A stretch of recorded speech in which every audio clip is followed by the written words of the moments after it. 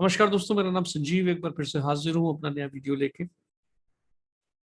और वीडियो शुरू करने से पहले आप सभी लोगों से विनम्र प्रार्थना ये है कि बरसात का मौसम है, आप सब लोग ट्रेवल करते हैं तो अपना खाने पीने का ध्यान रखिए ताकि आप हेल्दी रहें और अपना 200% जो है वो काम में लगा सकें। आइए शुरू करते हैं। Meeting effectiveness. और ये मेरे जहन में टॉपिक इसलिए आया क्योंकि कॉर्पोरेट वर्ल्ड में बहुत सारी मीटिंग्स होती हैं। एरिया सेल्स मैनेजर मीटिंग्स होती हैं जो आरएसएम कंडक्ट करते हैं, आरएसएम की मीटिंग होती है जो एनएसएम कंडक्ट करते हैं। तो पूरी हायरार्की में बहुत सारी मीटिंग्स होती हैं। डिपार्टमेंटल मीटिंग्स होती हैं जहाँ पे सब हेड बैठते हैं, सीईओ उसको गवर्न करते हैं। तो ये बड़ा इंपॉर्टेंट है कि मीटिंग्स तो हो रही हैं, लेकिन मीटिंग्स की इफेक्टिवनेस क्या है, मीटिंग वाकई असरदार है कि नहीं है, और मीटिंग्स होने से कोई इम्पैक्ट आएगा, चीज़ें चेंज होंगी या नहीं होंगी। राइट। तो ये थोड़ा सा मेरा ध्यान इस तरफ गया था और मैंने कहा आपसे कुछ चीज़ें मैं शेयर करूं। तो आइए बढ़ते हैं आगे कि रेसिपी क्या है एक इफेक्टिव मीटिंग की। तो इसमें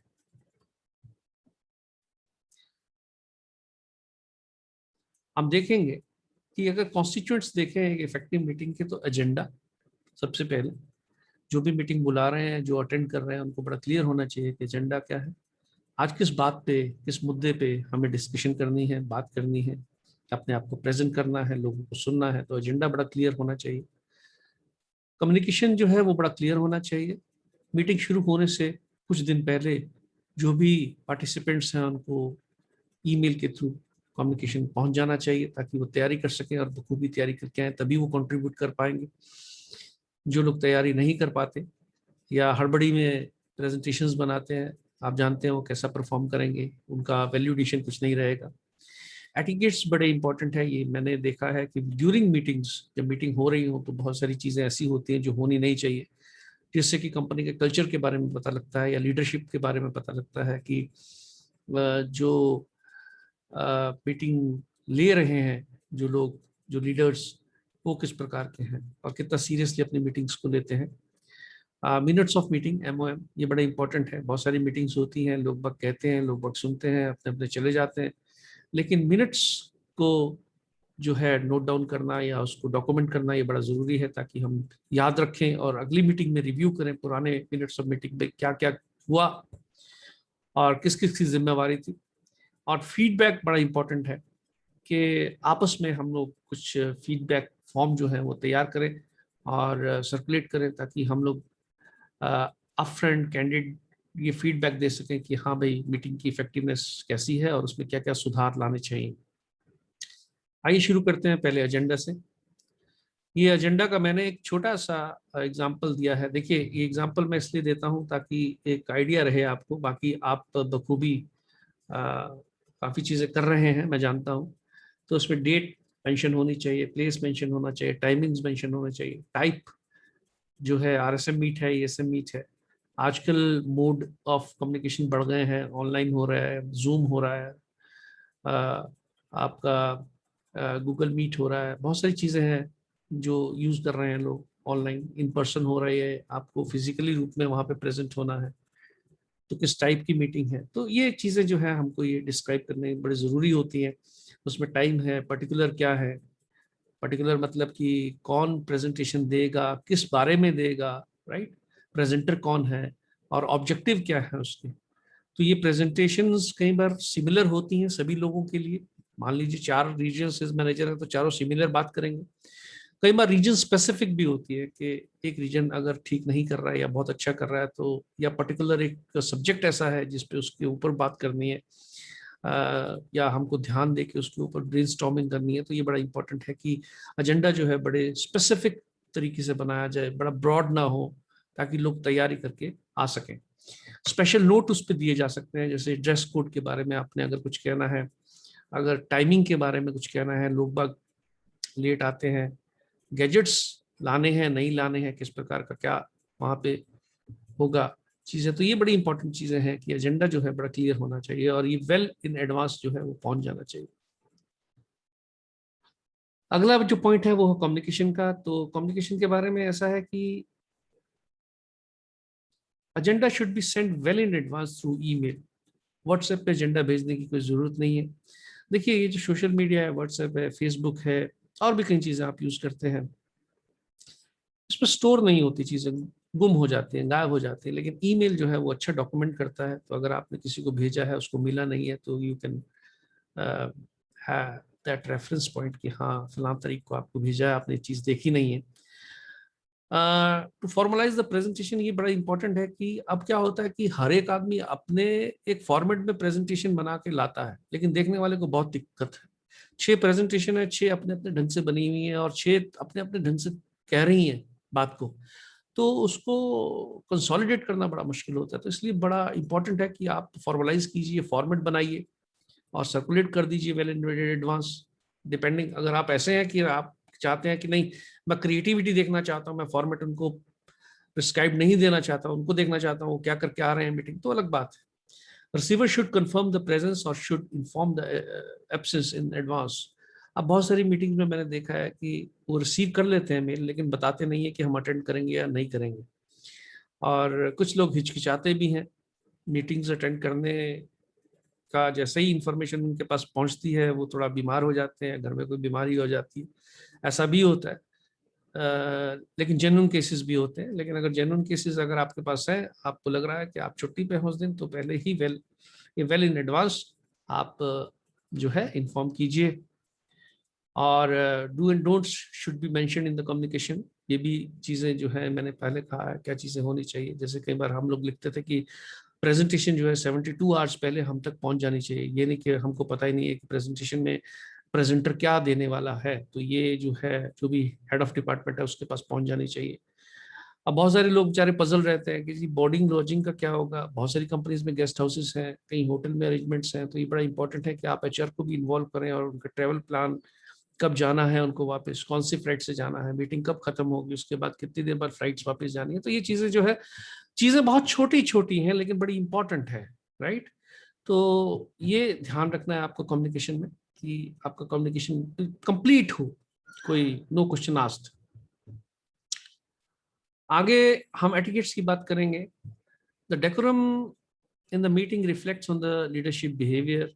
ये मेरा मानना है कि आप मीटिंग में घुसते ही मालूम पड़ जाता है आपको कि क्या हो रहा है यहाँ पे, कितनी सीरियसनेस है, लीडरशिप स्टाइल क्या है, बिहेवियर क्या है, जो आदमी कंडक्ट कर रहा है वो क्या चाहता है मीटिंग से। तो इसमें जैसे बहुत सारी चीजें हैं, लेट अराइवल है, and then setting up the gadgets. अब बहुत सारे लोग मैंने देखे कि पहले तो लेट आते हैं, फिर वो आके अपना चार्जर की जगह ढूंढेंगे, फिर अपना लैपटॉप सेट करेंगे, पूरी मीटिंग डिस्टर्ब कर देते हैं। Making presentation while other presenting. कई लोग मीटिंग में बैठ के प्रेजेंटेशन तैयार कर रहे होते हैं, ऐसे भी मैंने कुछ लोग पाए हैं। हालांकि वो शो ऐसा करते हैं कि वो लैपटॉप पे कुछ काम कर रहे हैं। तो एक हमारी मीटिंग में एक बड़ा डिक्टेट था कि ये व्हाट्सएप, फोन, आपका लैपटॉप जो है ये बंद रहेंगे, ताकि आप पूरी की पूरी कंसंट्रेशन से दूसरे की प्रेजेंटेशन सुन सकें और सीख सकें। नॉट एंगेज्ड आफ्टर हिज और his own presentation is over. ये बड़ा होता है, सब लोग अपनी प्रेजेंटेशन देते हैं, उसके बाद ऐसे फ्री हो जाते हैं जैसे कुछ लेना देना ही नहीं है उनको, ठीक है। वो दूसरे के रीजन में क्या हो रहा है उससे कुछ लर्न नहीं करते हैं, तो एंगेजमेंट डिसएंगेज हो जाते हैं बिल्कुल। They are very relieved now कि भाई मेरी प्रेजेंटेशन तो हो गई, I am free. Too much engage in mobile and sending app WhatsApp. बहुत सारे लोगों को बार बार मोबाइल उठा के देखना, बार बार व्हाट्सएप देखना। अब मुझे नहीं समझ आता कि अगर ऐसे लोग हैं तो इसका मतलब तो उनकी टेरिटरी में हमेशा आग ही लगी रहती है और कोई ना कोई उनको आवाज देता रहता है। तो ये कोई अच्छी चीज नहीं है अगर आप हमेशा फोन पे एंगेज हो। Killing ideas right away, not building on new ideas. ऐसे बहुत सारे लोग बैठे होते हैं, जैसे ही कोई आइडिया देगा कोई भी आपका क्लिक, एकदम उसको किल कर दिया जाता है। तो we should build on the ideas कि हाँ बात आप अच्छी कह रहे हैं, इसके ऊपर और कैसे रिफाइनमेंट हो सकती है, कैसे इसको इम्प्लीमेंट किया जा सकता है। तो ये चीजें छोटी हैं लेकिन ध्यान देने योग्य है। People converse with each other during the others presentation. अपनी प्रेजेंटेशन हो गई, फ्री हो गए, अब आजू बाजू बात करने लगते हैं, आसपास बात करने लगते हैं, घुसर पुसर करने लगते हैं, डिस्टर्ब करते हैं पूरे जो वहां पे माहौल होता है उसको, ठीक है ना। खुद सुनते हैं ना दूसरों को सुनने देते हैं। Too much physical movement. कई लोगों को बार बार उठने की आदत है, उठ के बार बार बाहर जाएंगे। तो मतलब ये चीजें जो हैं ये भी जो प्रेजेंटेशन दे रहा है वो फुल कंसंट्रेशन के साथ आपको कुछ बात कह रहा है, और अगर लोग मूवमेंट करते रहेंगे तो आई थिंक उसका तिरस्कार होगा, अनादर होगा। Managers afraid of asking question, it can ruin their personal relationship. ये भी मैंने देखा। क्या है कि एक रीजन दूसरे के रीजन में सवाल ही नहीं पूछता। क्यों नहीं पूछता? उसको पता है यार अगर मैंने सवाल किया तो मेरी प्रेजेंटेशन में ये भी सवाल पूछेगा, दोनों सवाल पूछेंगे तो हो सकता है कि हमारी आपस में जो रिलेशनशिप है वो खत्म हो जाए। और कई बार तो प्रेजेंटेशन के बाहर आके, बोर्ड रूम या प्रेजेंटेशन रूम के बाहर आके बोलते भी हैं एक दूसरे को, यार आपको क्या सवाल, अगर आपको कुछ क्लैरिफिकेशन चाहिए थे तो बाहर आके पूछ लेते हो, सबके सामने पूछने की क्या जरूरत थी। तो इस प्रकार का थोड़ा सा माहौल नहीं होना चाहिए। जो चीजें पूछनी है पूछिए, ताकि आपका भी जो डाउट्स है वो क्लियर हो। Manager settle down scores past judgements, ये बड़ा इंपॉर्टेंट है। कई लोग क्या है अपनी पूरी तैयारी करके आते हैं कि किसको लेट डाउन करना है, किसको जजमेंट पास कर देनी है। तो हम इसलिए नहीं है, देखिए हम सब एक ही नाव में बैठे हैं और सबको एक ही डेस्टिनेशन पे पहुंचना है। और मीटिंग का मतलब ये होता है कि उसमें कुछ वैल्यूडेशन किया जाए या फिर वहां से कुछ नॉलेज सीख किया जाए या स्किल सीख किया जाए जिसको इम्प्लीमेंट किया जाए। मुझे तो मीटिंग का एक ही मतलब समझ आता है, do not respect the secrecy confidentiality of the meeting. ये बड़ा इंपॉर्टेंट है।